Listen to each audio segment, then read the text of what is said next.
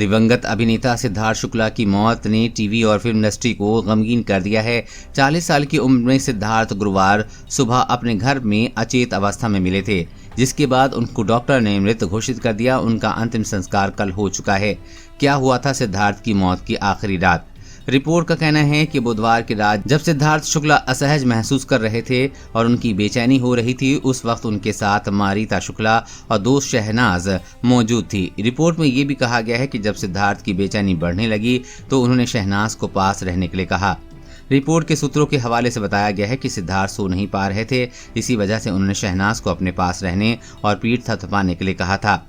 ये भी कहा था कि बेचैनी महसूस होने की स्थिति में मां और शहनाज ने सिद्धार्थ के सामने आइसक्रीम और नींबू पानी की पेशकश की थी। रिपोर्ट में बताया गया है कि रात करीब 1:30 बजे सिद्धार्थ अपनी करीबी दोस्त और कथित प्रेमिका शहनाज की गोद में कुछ देर के लिए लेटे थे और उसके बाद धीरे से दूर हट गए थे।